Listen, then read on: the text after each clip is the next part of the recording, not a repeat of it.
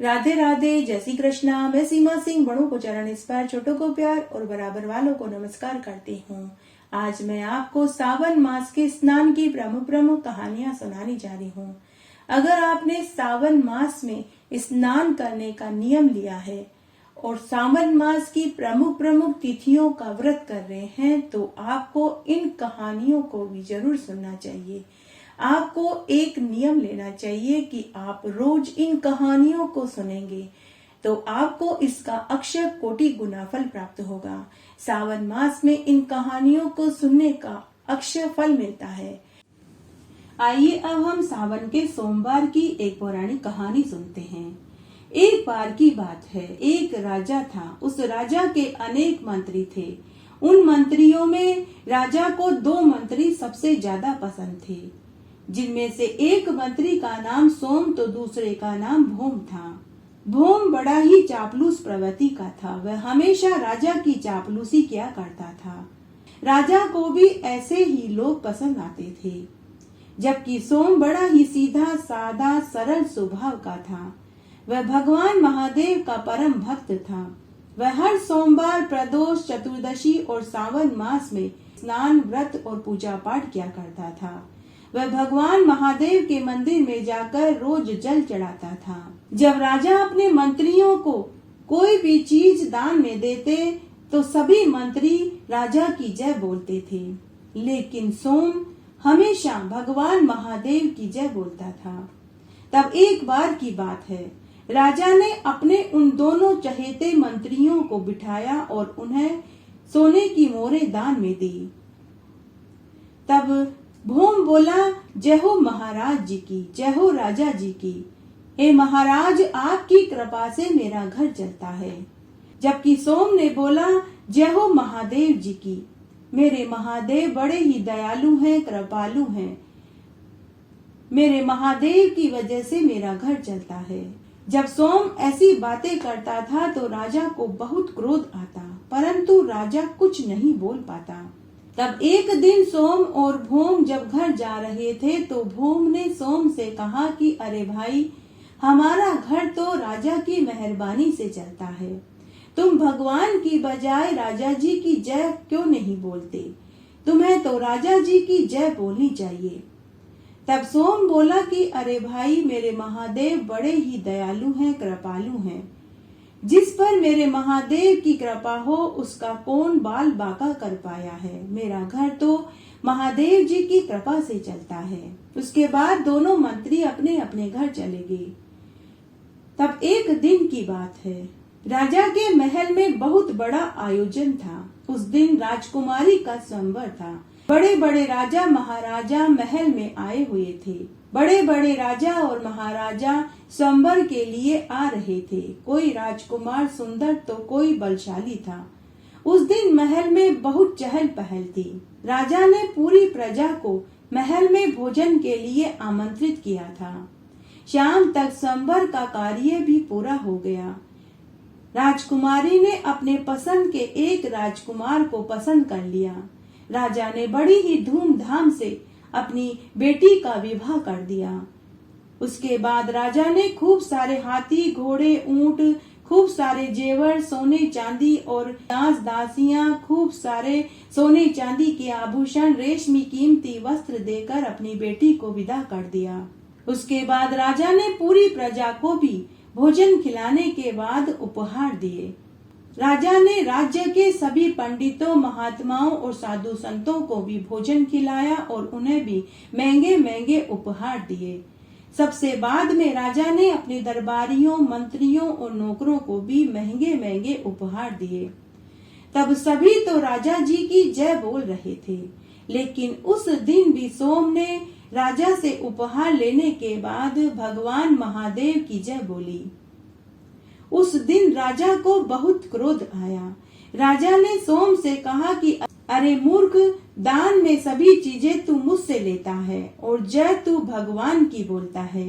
तब सोम ने कहा कि जय हो मेरे महादेव जी की, मेरे महादेव बड़े ही कृपालु हैं, दीन दयाल हैं। हे राजा जी, वे आपकी इस बात को भी माफ कर देंगे।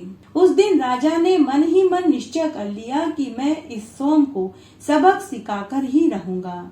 दूसरे दिन राजा ने सभी मंत्रियों को तो भेज दिया, लेकिन सोम और भौम को दरबार में ही रोक लिया। तब राजा ने भौम से कहा कि आज तुम घर उस रास्ते से जाना जिस रास्ते से केवल मैं ही जाता हूँ। तब भौम राजा से बोला कि जय हो महाराज जी की। हे महाराज, आपका बहुत बहुत धन्यवाद।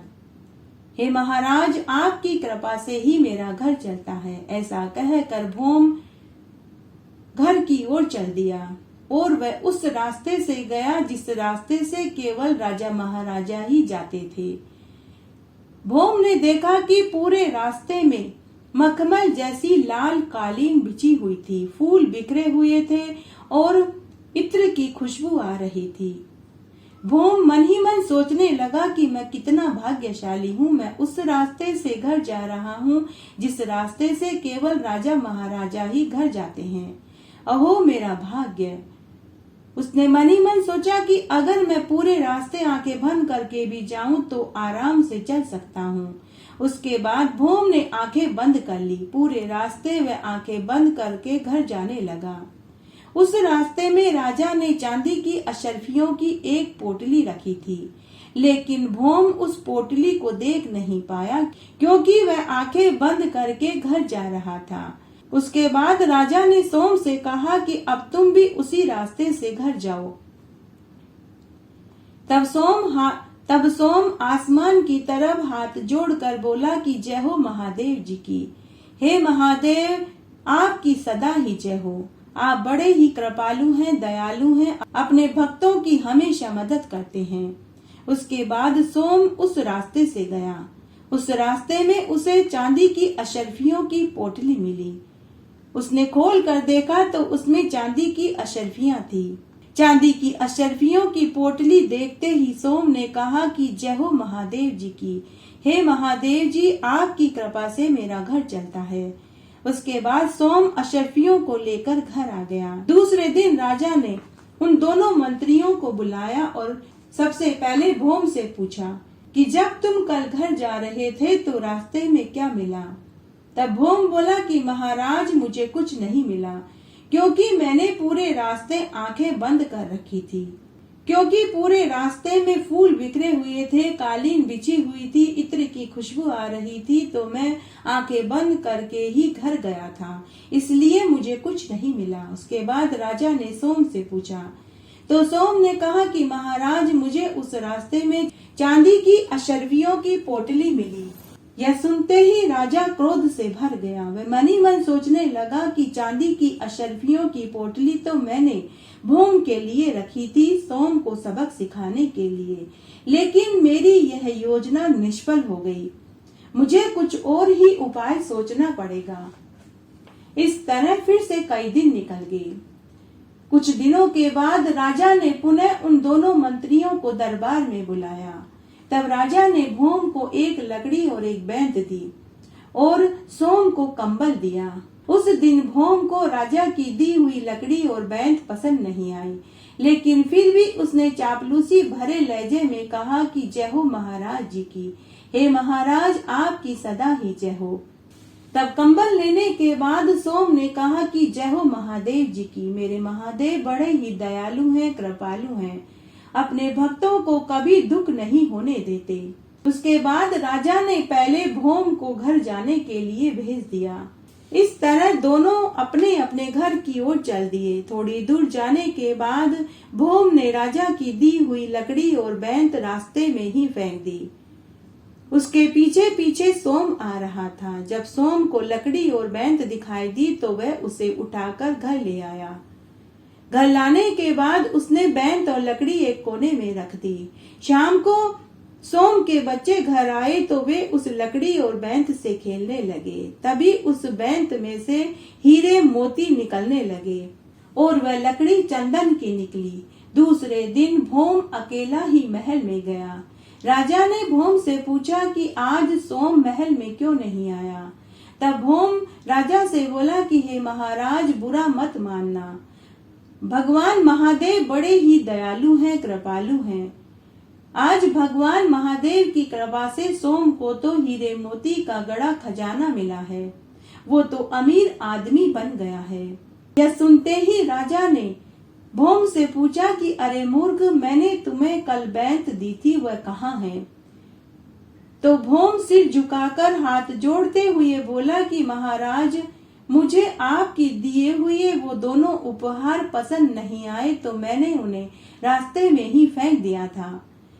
अब तो राजा पूरा माजरा समझ चुके थे। उस दिन राजा ने भी हार मान ली और दोनों हाथ आसमान की ओर जोड़ते हुए बोला, हे महादेव जी, आपकी मर्जी के बिना तो पत्ता भी नहीं हिल सकता, फिर मेरी क्या औकात है।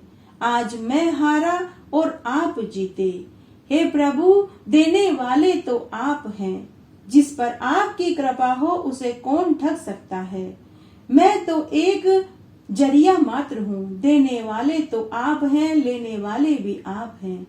हे महादेव जी, मैं आपके भक्त को नीचा दिखाना चाहता था, लेकिन जिसके साथ आपका साथ हो, जिसके सिर पर आपका हाथ हो, उसका कौन बाल बांका कर पाया है। उस दिन से राजा भी भगवान महादेव के परम भक्त हो गए और वह भी हर सोमवार प्रदोष चतुर्दशी का व्रत करने लगा और सावन मास का स्नान और व्रत करने लगा। हे महादेव जी, जैसे आपने सोम की पग पग पर मदद करी, वैसे हमारी भी करना। कहानी कहने वाले की, सुनने वाले की और हुकारा बनने वाले की।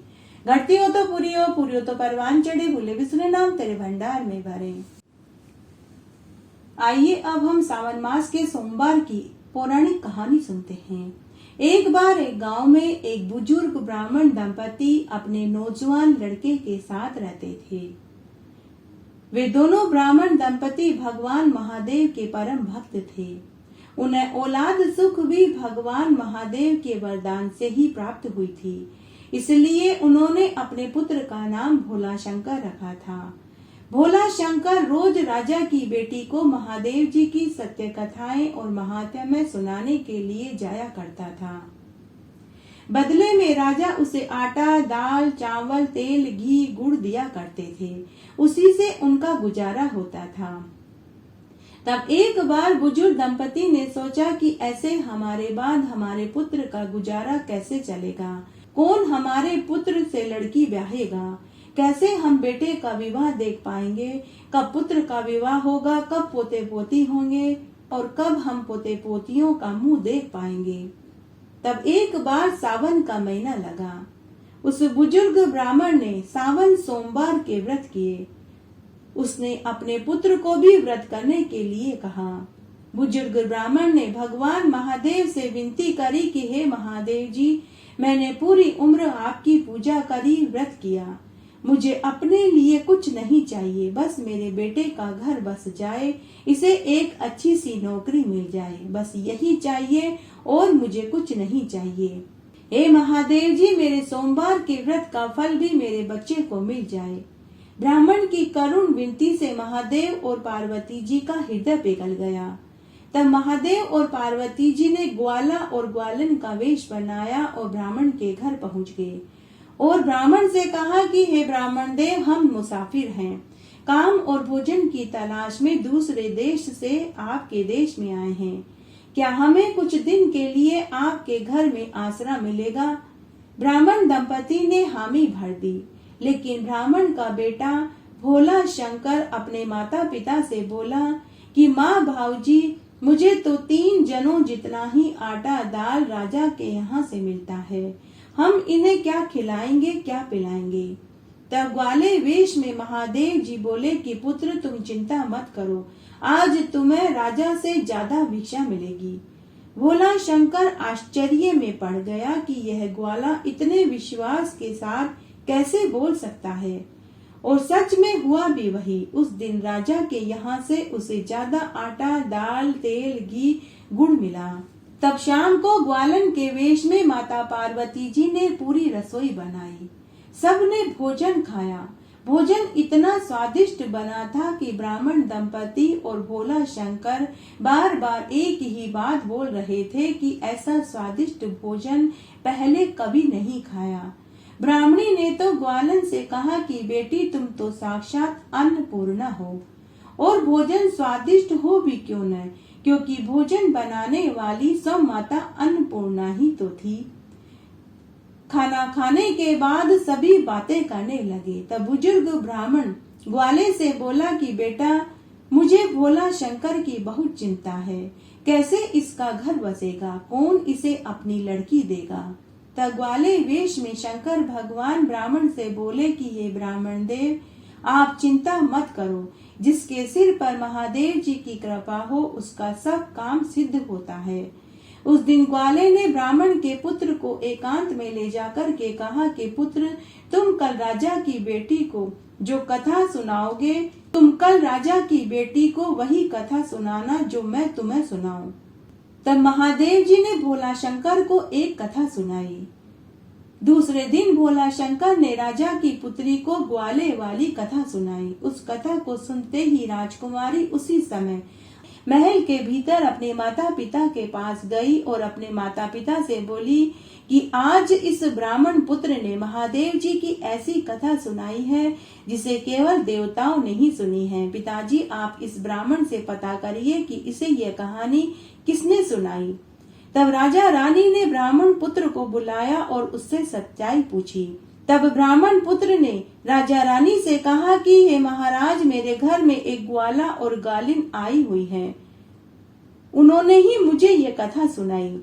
तब राजा रानी और राजकुमारी उसी समय रथ में बैठकर भोला शंकर को साथ लेकर उनके घर पहुंचे। तब राजा रानी ब्राह्मण दंपति व भोला शंकर को तो ग्वाला और ग्वालन दिखाई दे रहे थे, लेकिन राजकुमारी को साक्षात महादेव और पार्वती जी नजर आ रहे थे। राजकुमारी महादेव और पार्वती जी के चरणों में गिर पड़ी। ऐसा इसलिए हुआ क्योंकि राजकुमारी ने जब से होश संभाला था तभी से वह महादेव और पार्वती जी की कथा कहानियों और महात्म्य को बड़ी ही श्रद्धा, सच्ची लगन और निस्वार्थ भाव से सुनती थी। उसके ऊपर महादेव और पार्वती जी का आशीर्वाद था, जबकि भोला शंकर राजकुमारी को कथा कहानियां मात्र बदले में दक्षिणा मिलेगी यह सोचकर सुनाता था। इसलिए महादेव जी और पार्वती जी के दर्शन केवल राजकुमारी को ही हो रहे थे। तब राजकुमारी ने महादेव और पार्वती जी से प्रार्थना करी कि हे देव आप मेरे माता पिता को भी दर्शन दीजिए, साथ में भोला शंकर और उनके माता पिता को भी दर्शन दीजिए। आज मुझे उनकी वजह से ही आपके दर्शन हुए हैं।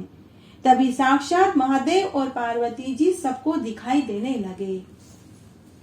तभी वह ब्राह्मण दुखी मन से महादेव जी से पूछने लगा कि हे देव मेरी पूजा पाठ में क्या त्रुटि रह गई जिससे मैं आपको नहीं पहचान पाया, जिससे कि आपने मुझे दर्शन नहीं दिए। तब महादेव जी ब्राह्मण से बोले कि हे ब्राह्मण देव पूर्व जन्म के तुम्हारे प्रारब्ध, तुम्हारे पाप दोष के कारण मैं तुम्हें दिखाई नहीं दे रहा था।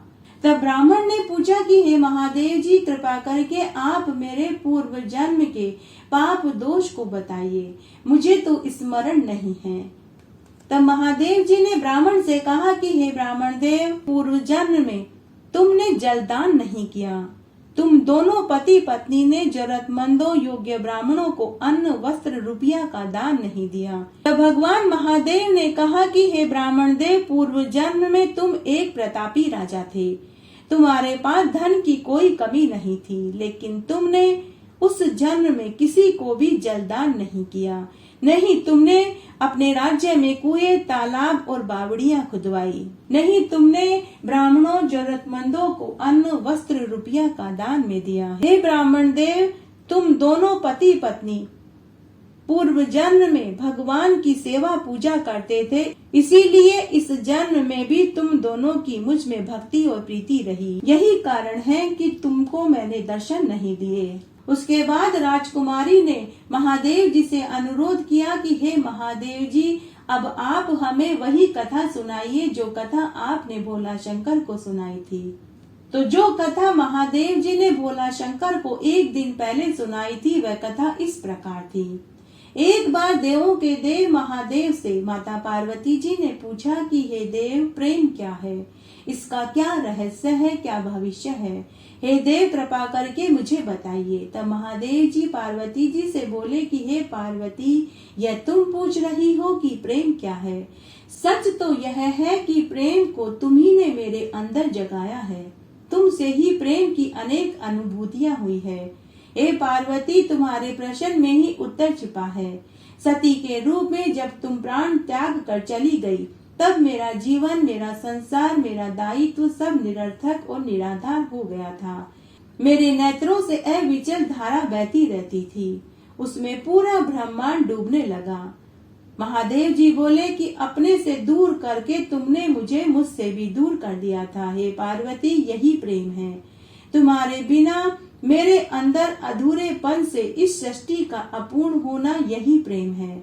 तुम्हारा मेरे साथ पुनः मिलन कराने के लिए पूरे ब्रह्मांड का और देवताओं का प्रयास करना यही प्रेम है। हे पार्वती, जब तुम अन्नपूर्णा के रूप में मेरी क्षुधा शांत करती हो, जब तुम कामाख्या के रूप में मेरी कामना करती हो, यही प्रेम है। जब तुम्हारे सौम्य सहज गौरी रूप में तुम पर मैं अपना अधिकार जमाता हूँ और तुम मुझे मान्यता देती हो, तो यही प्रेम है। और तुम मुझे विश्वास दिलाती हो कि सिवाय मेरे इस संसार में तुम्हें और कोई स्वीकार नहीं, यही प्रेम है।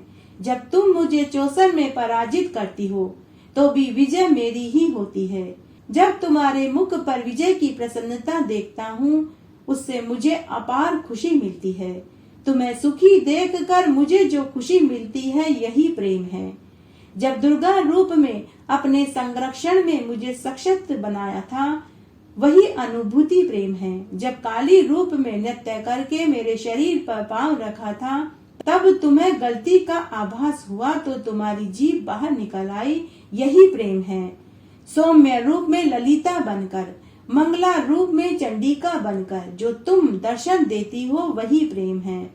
तुम बार बार अनेक शक्तिशाली देवियों के रूप में मुझे वह विश्व को दर्शन देती हो। तुम मेरे लिए एक दर्पण के समान हो, जिसमें झांक कर मैं खुद को पहचान पाता हूँ। तुम बार बार स्वयं को मेरे प्रति समर्पित करके मुझे आभास कराती हो कि मैं तुम्हारे ही योग्य हूँ।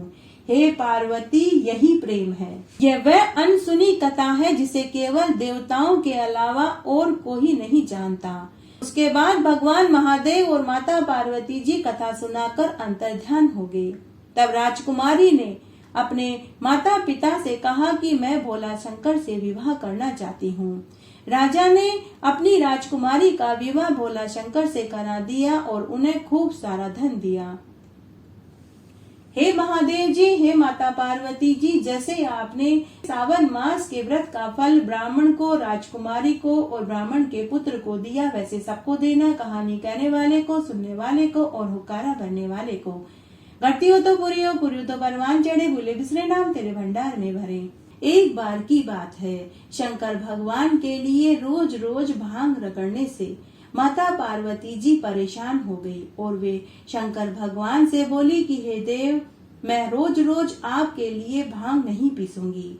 भांग पीसते पीसते मेरे हाथों में दर्द हो गया है। मैं अब आपके लिए भांग नहीं बनाऊंगी। इसलिए या तो आप भांग पीना छोड़ दीजिए, नहीं तो मैं हमेशा हमेशा के लिए अपने मायके, अपने माता पिता के पास चली जाऊंगी। तो शंकर भगवान पार्वती से बोले कि हे पार्वती, मैं भांग पीना तो नहीं छोड़ सकता, चाहे तो आप मायके चली जाओ। पार्वती जी बोली कि सोच लीजिए, मैं फिर वापस नहीं आऊंगी। शंकर भगवान बोले ठीक है गोरा रानी, एक बार क्या 7 बार पूछोगी तो भी मैं यही जवाब दूंगा। तब माता पार्वती जी थोड़ा नाराज हो गई और वे बोली कि हे महाराज, अब तो मैं वापस तभी आऊंगी जब आप 7 बार नाक रगड़ोगे। ऐसा कहकर माता पार्वती जी मायके में चली गई। अब शंकर भगवान खुद ही भांग रगड़ते पीसते। इस तरह कई बरस बीत गए। तब एक दिन शंकर भगवान ने माता पार्वती जी को छलने का निश्चय किया। तब उन्होंने माया से एक बहुत बेशकीमती हीरे मोती, नीलम, पन्ना जड़ी जूतियां बनाई और शंकर भगवान ने एक बूढ़े मोची का वेश बनाया और पहुंच गए पार्वती जी के मायके। और राजा हिमाचल के महल के बाहर जोर जोर से आवाजें लगाने लगे कि कोई जूतियां ले लो, जूतियां ले लो। महल के बाहर से पार्वती जी की दासी ने देखा तो कोई मोची जूतियां बेच रहा था। दासी ने जूतियां देखी तो बहुत सुंदर लगी। महल के ऊपर से झरोके में से ही दासी ने मोची से पूछा कि अरे ओ मोची बाबा, जूतियां कितने की है? शंकर भगवान जो बूढ़े मोची के वेश में थे वे पार्वती जी की दासी से बोले कि अरे बालिके, तेरी हैसियत नहीं जो तू इन जूतियों को खरीद सके। तब पार्वती जी की दासी बोली कि अरे बाबा, मेरी हैसियत तो इन जूतियों को खरीदने की नहीं है, लेकिन मेरी मालकिन इन्हें जरूर खरीद लेगी। तू रुक, मैं अभी वहीं आती हूँ। तब दासी महल के भीतर आई और पार्वती जी को पूरी बात बताई कि हे गोरा, महल के बाहर एक मोची जूतियां बेच रहा है। जूतियां बड़ी ही सुंदर हैं, आप देखेंगी तो आपको वे जूतियां जरूर पसंद आएगी। जब मैंने उस मोची से जूतियों के बारे में पूछा तो वह मोची मुझसे बोला कि मेरी हैसियत उन जूतियों को खरीदने की नहीं है। तब पार्वती जी बोली कि अरे दासी, क्या उस मोची को पता नहीं कि मैं कौन हूँ? उस मोची की ऐसी हिम्मत जो वह ऐसा जवाब दे। तब पार्वती जी ने दासी को भेजकर मोची को जनाजा वाले महल में चबूतरे पर बैठाया और पार्वती जी वहां पहुंच गई और वे बूढ़े मोची से बोली कि अरे ओ मोची, ये जूतियां कितने की है?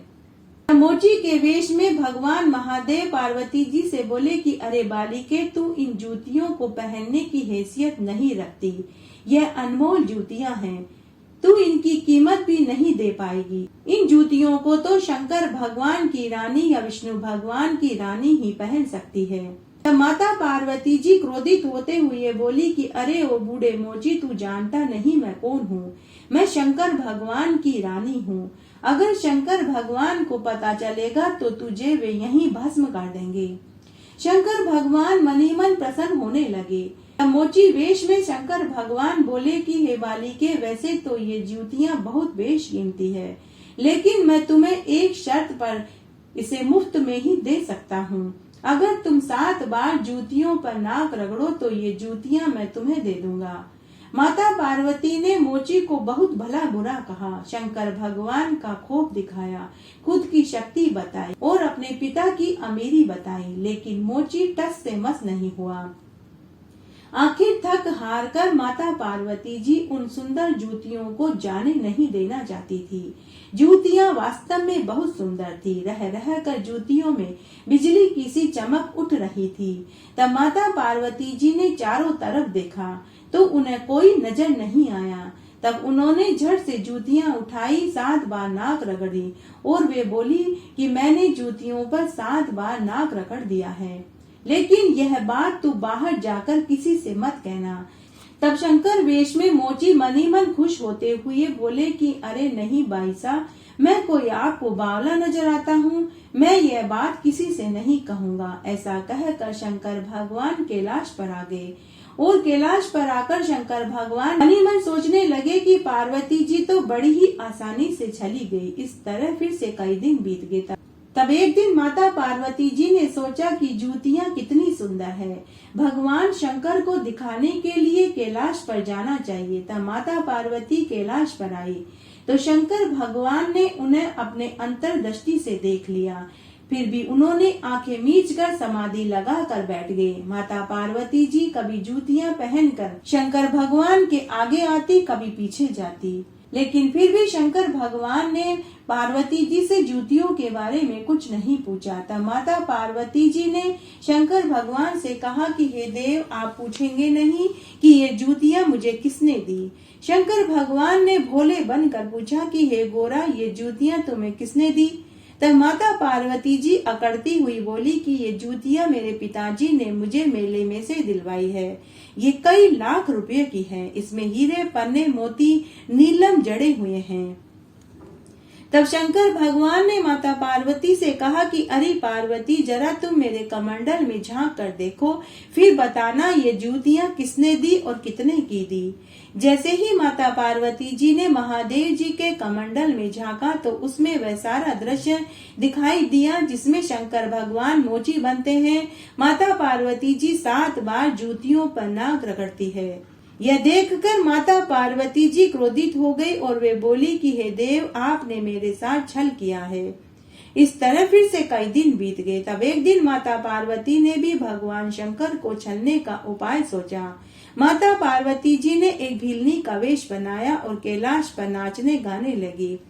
भगवान शंकर ने जब भिलनी को देखा तो वे उसके रूप और सौंदर्य पर मंत्रमुग्ध हो गए। भगवान शंकर ने भिलनी से कहा कि अरे भिलनी, तुम कौन हो, तुम्हारे पिता कौन है, पति कौन है और तुम यहाँ क्या कर रही हो। तो भिलनी ने कहा कि मैं एक सुंदर भिलनी हूँ। मेरे पिता का नाम हेमा भील और पति का नाम भंवर भील है। मैं यहाँ सावन मास में बेलपत्र और फूल तोड़ने आई हूँ। तब शंकर भगवान ने कहा कि अरे भीलनी, मैं तेरे रूप और यौवन पर मंत्रमुग्ध हो गया हूँ, तू मेरी रानी बन जा। तब भीलनी थोड़ा सा क्रोधित होते हुए बोली कि अरे ओ बूढ़े बाबा, मेरा पति उड़ती चिड़िया के पंख गिन लेता है, वह उड़ती चिड़िया पर तीर मार देता है, वो आपको यहाँ बैठे बैठे ही मार देगा। फिर आपकी तो पहली पत्नी पार्वती, दूसरी सिर पर गंगा है, अगर मैं भी आ गई तो यहाँ लड़ाइयाँ होने लगेगी। तब महादेव जी भीलनी से बोले कि अरे बावली भीलनी, पार्वती को तो मैं पीहर भेज दूंगा और गंगा को प्रवाहित कर दूंगा, तू कैलाश पर अकेली राज करेगी। तब भीलनी पुनः बोली कि देखो जटाधारी बाबा, न तो मैं शेर पर बैठूंगी, न नाड़िए पर बैठूंगी, न ही मैं बैल की सवारी करूंगी, न ही रथ में बैठूंगी। फिर आपका ये कैलाश तो बहुत लंबा चौड़ा योजन में फैला हुआ है, मैं तो यहाँ चलते चलते ही थक जाऊंगी। मेरा पति तो मुझे कंधे पर बैठा कर के रखता है। तब महादेव जी पुनः बोले कि अरे ओ भीलनी, क्या मैं तुझे बावला नजर आता हूँ? मैं इतना हट्टा कट्टा नवयुवक हूँ, मैं भी तुझे अपने कंधे पर बैठाकर सवारी करूंगा। तब भीलनी बोली कि अच्छा चलो नीचे झुको, अभी बैठकर परीक्षा ले लेती हूँ। भगवान शंकर ने दोनों हाथ जमीन पर टिका दिए। तभी भीलनी उचक कर भगवान शंकर की पीठ पर बैठ गई और अपने साक्षात रूप में आ गई। तभी वहाँ भगवान विष्णु, लक्ष्मी जी, ब्रह्मा जी, इंद्रदेव, नारद मुनि और 33 कोटि देवी देवता आ गए। उनके ऊपर आसमान से फूलों की बरसात होने लगी। थोड़ी देर के बाद जैसे ही भगवान शंकर सीधे हुए तो सामने भीलनी की जगह माता पार्वती खड़ी खड़ी मुस्कुरा रही थी। भगवान शंकर को पूरी बात पता चल गई तो वे थोड़े लज्जित हुए। तब सभी देवी देवता भगवान शंकर और माता पार्वती जी को नमस्कार करके अपने अपने लोक को चले गए। इस पावन कथा को जो कोई भी सावन मास में सुनता है वह शिवलोक का वास पाता है। भगवान शंकर और माता पार्वती के असीम प्रेम के भागी होते हैं। कुंवारी सुने घरवर पावे, पानी पुत्र खिलावे, निर्धन अंधन पावे, बुजुर्ग बैकुंठ का वासा पावे। जय हो माता पार्वती जी की, जय हो भोले शंकर की। आइए अब हम सावन मास में सुनी जाने वाली एक पौराणिक पवित्र कथा सुनते हैं। एक नगर में बहुत धनवान साहूकार रहता था। उसके घर में धन की कोई कमी नहीं थी, परंतु वह बहुत दुखी था क्योंकि उसके कोई संतान नहीं हुई। वह इसी चिंता में दिन रात दुखी रहता था। पुत्र की इच्छा से उसने प्रत्येक सोमवार का व्रत किया, पूजन किया, महादेव जी की पूजा करी तथा सायंकाल पुनः महादेव जी के मंदिर में पूजा करने दीपक जलाने जाता था। उसके इस भक्ति भाव को देखकर एक समय माता पार्वती जी ने महादेव जी से कहा कि हे देव, यह साहूकार आपका अनन्य भक्त है, सदैव आपका पूजन व्रत बड़ी ही श्रद्धा से करता है, आपको इसकी मनोकामना पूरी करनी चाहिए। तब महादेव जी ने माता पार्वती से कहा कि हे गोरा, यह संसार कर्म क्षेत्र है। किसान खेत में जैसा बीज बोता है वैसी ही फसल काटता है, उसी तरह मनुष्य इस संसार में जैसा कर्म करता है वैसा ही फल भोगता है। माता पार्वती जी ने अत्यंत आग्रह किया कि महाराज, जब ये आपका अनन्य भक्त है, अगर इसको किसी प्रकार का दुख है तो उसे आपको अवश्य दूर करना चाहिए।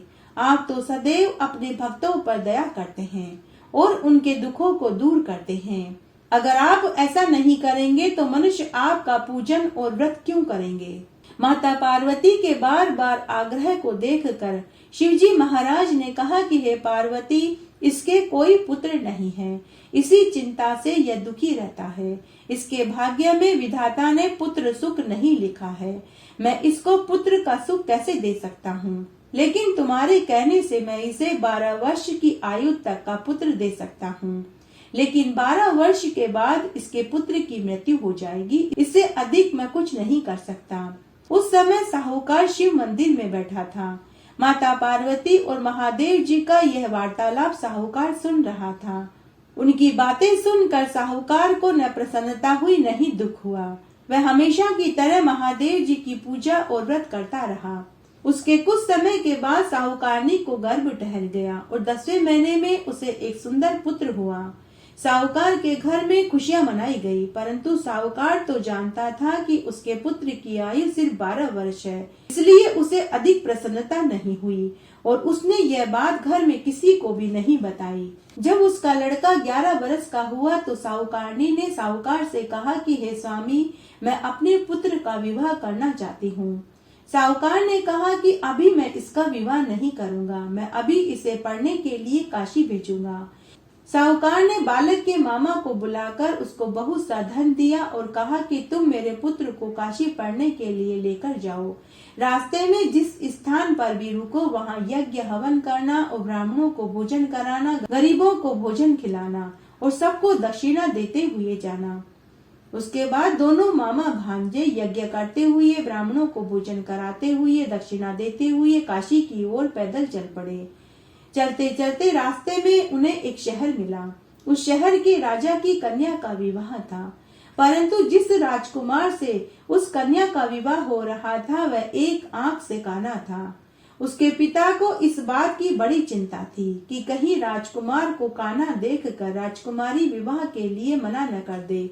जब उसने साहूकार के लड़के को देखा तो उसके मन में विचार आया कि क्यों न मैं अपने लड़के की जगह इस साहूकार के लड़के को दूल्हा बना कर के बैठा दूं। वरमाला और फेरों के बाद मैं अपने लड़के को उसके स्थान पर बैठा दूंगा। तब उस राजा ने मामा और भांजे से इस बारे में बात करी और कहा कि परोपकार ही सबसे बड़ा धर्म होता है। तब साहूकार के लड़के को वर के कपड़े पहना दिए, घोड़ी पर बैठाकर कन्या के द्वार पर ले गए।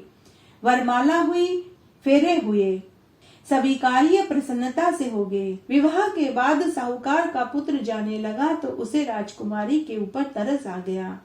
उसने मन ही मन सोचा कि राजकुमारी की शादी मुझसे हुई है, अतः इसे सच्चाई पता होनी चाहिए। तब साहूकार के पुत्र ने राजकुमारी की चुंदड़ी के पल्ले पर लिख दिया कि तुम्हारा विवाह मेरे साथ हुआ है, परंतु जिस राजकुमार के साथ तुम विदा होकर जाओगी वह एक आंख से काना है। मैं पढ़ने के लिए काशी जा रहा हूँ। साहूकार के बेटे के जाने के बाद राजकुमारी ने चुंदड़ी पर लिखा हुआ पढ़ लिया। तब उसने काने राजकुमार के साथ जाने से इनकार कर दिया। राजकुमारी ने अपने माता पिता को पूरी सच्चाई बताई कि जिस लड़के से मेरा विवाह हुआ है यह वह नहीं है। उसके बाद बारात बिना राजकुमारी को लिए विदा हो गई। उधर साहूकार का लड़का अपने मामा के साथ काशी में पहुंचा। वहां जाकर मामा ने यज्ञ हवन करवाया और लड़का पढ़ाई करने लगा। जिस दिन साहूकार के लड़के की आयु 12 साल की हुई उस दिन भी यज्ञ चल रहा था। साहूकार के बेटे ने अपने मामा से कहा कि मामा आज मेरी तबीयत कुछ ठीक नहीं है। मामा ने कहा कि बेटा तुम अंदर जाकर सो जाओ। साहूकार का बेटा अंदर जाकर सो गया। थोड़ी देर में ही उसके प्राण पखेरु उड़ गए। जब उसके मामा ने आकर अपने भांजे को देखा तो वह मृत पड़ा हुआ था। उसे बहुत दुख हुआ। उसने सोचा कि अगर मैं अभी रोना पीटना मचा दूंगा तो यज्ञ का कार्य अधूरा रह जाएगा, अतः पहले मैं यज्ञ का कार्य संपूर्ण कर लूं, सभी ब्राह्मणों को भोजन करा दूं, उसके बाद ही सबको बताऊंगा। उसके बाद मामा ने यज्ञ का कार्य संपूर्ण किया, ब्राह्मणों को भोजन खिलाया और खूब दान दक्षिणा दी। उसके बाद उसने रोना पीटना शुरू कर दिया। संयोगवश उसी समय शिव पार्वती जी उधर से गुजर रहे थे। जब उन्होंने जोर जोर से रोने की आवाज सुनी तो पार्वती जी कहने लगी कि हे महाराज, कोई दुखिया रो रहा है, आप उसके कष्ट को दूर कीजिए। तब महादेव पार्वती जी वहां पहुंचे। वहां उन्होंने साहूकार के बेटे को मरे हुए देखा। तब माता पार्वती जी कहने लगी कि हे महाराज, यह तो वही साहूकार का पुत्र है जो आपके वरदान से पैदा हुआ था। महादेव जी ने कहा कि हे पार्वती, इसकी आयु बस इतनी ही थी। तब पार्वती जी महादेव से बोली कि हे महाराज, इस बालक को और आयु दे दो, नहीं तो इसके माता पिता तड़प तड़प कर मर जाएंगे। माता पार्वती के बार बार आग्रह करने पर महादेव जी ने उसको जीवन का वरदान दे दिया। शिव जी की कृपा से वह लड़का पुनः जीवित हो गया। उसके बाद महादेव पार्वती जी कैलाश पर चले गए। पढ़ाई पूरी होने पर साहूकार का बेटा अपने मामा के साथ यज्ञ करता हुआ, ब्राह्मणों को भोजन कराता हुआ, दक्षिणा देता हुआ घर की ओर जा रहे थे। चलते चलते वापस से वही नगरी आई जहाँ साहूकार के बेटे का विवाह राजकुमारी से हुआ था। वहां आकर भी उन्होंने यज्ञ आरंभ कर दिया। साहूकार के लड़के और मामा ने सोचा कि जाकर देखना चाहिए कि राजकुमारी का क्या हुआ। तब मामा और साहूकार का बेटा महल में पहुंचे। झरोके में राजकुमारी बैठी हुई थी। उसने साहूकार के पुत्र को पहचान लिया। उसने अपने माता पिता से कहा कि यह वही लड़का है जिसके साथ मेरा विवाह हुआ था। तब राजा रानी ने साहूकार के पुत्र और उसके मामा का खूब आवभगत किया और उसके साथ अपनी राजकुमारी को बहुत सा दान दहेज और दास दासियां, हाथी घोड़े ऊंट देकर विदा कर दिया। जब साहूकार का बेटा अपनी पत्नी और मामा और खूब दान दहेज, लाव लश्कर, हाथी घोड़े ऊंट दास दासियों को लेकर गांव में पहुंचा तो पनघट पर एक पनिहारिन ने देख लिया। अब एक पनिहारिन भागी भागी साहूकार के घर पहुंची और उन्हें पूरी बात बताई। साहूकार दंपति घर की छत पर बैठे हुए थे। उन्होंने यह प्रण ले रखा था कि यदि हमारा पुत्र सकुशल लौट आएगा तो हम नीचे आ जाएंगे और अगर उसके मरने की खबर सुनेंगे तो हम भी छत से कूदकर अपनी जान दे देंगे। जब पनिहारिन ने आकर खुशी की खबर दी तो साहूकारनी ने अपने गले का हार उतारकर बधाई के तौर पर पनिहारिन को दे दिया।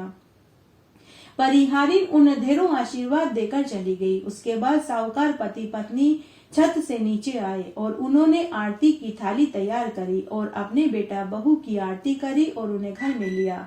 उसके बाद सेठ सेठानी आनंद पूर्वक अपने बेटा बहू के साथ रहने लगे। सावन मास में इन कहानियों को सुनने का अक्षय फल मिलता है। इस तरह आज हमने सावन मास की प्रमुख कहानियां सुनी। आशा करती हूँ आपको इन कहानियों को सुनने का संपूर्ण फल प्राप्त होगा। मेरे साथ बने रहने के लिए आपका धन्यवाद। आगे आने वाली कथा कहानियों के लिए भी आप इसी तरह मेरे साथ बने रहें। धन्यवाद।